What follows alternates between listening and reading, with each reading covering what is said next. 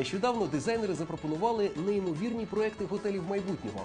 Так, перший призер – проект готелю Space Station Skywalker. Його планують звести на космічній станції на висоті 115 кілометрів над землею і вже в 2015 році. Вартість проекту – понад $500 мільйонів, а от проживання на одну людину на добу складатиме $1 мільйон. Чи втілять дизайнери і архітектори цей проект в життя, залишається лише гадати.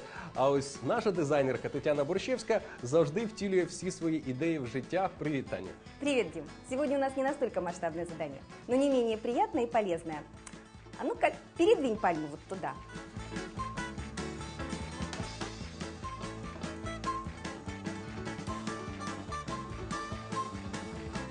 Давай сюда.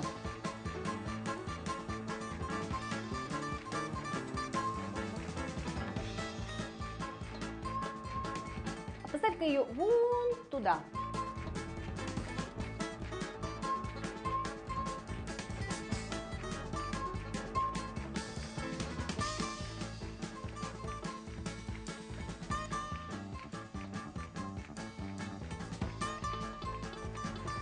Я зрозумів, Таню. Схоже, ти поставила собі за мету просто заганяти мене ще до початку майстер-класу. Ну что ты, это всего лишь демонстрация того, с чем сталкиваются счастливые обладатели экзотических деревьев. Кроме того, постоянно передвигая горшок, ты не только устаешь, но и портишь напольное покрытие. І ти, звичайно, знаєш, як цьому зарадити. Естественно. Тоді почнімо. Для роботи нам знадобиться шурупокрут, гвинти та меблеві колищатка. Не зайве нагадати, що все це ви без зусиль знайдете у будівельному гіпермаркеті. Ідея насправді проста, як і все геніальне. Все, що потрібно, приєднати коліщатка до піддону горщика. Але і тут не без особливостей. Чтобы пальма была более устойчивая, разметку делаем по большому радиусу. Звичайний фломастер нам у цьому найкращий помічник. Скрупульозно помічаємо всі отвори і переходимо на наступний рівень.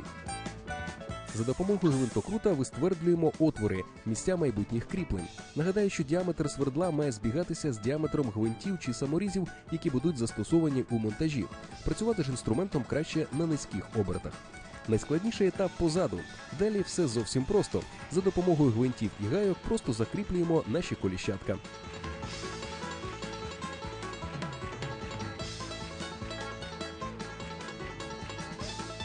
Схоже, допоміжні інструменти нашому дизайнеру ні до чого. Що тут скажеш, робота якраз для тендітних жіночих рук. Піддон готовий, час перевірити його на профпридатність. Дима! Дима! Дима! Результат? По-перше, пальма стала вищою на добрих 5-7 см. По-друге, жодних проблем з переміщенням її по кімнаті у вас більше не буде.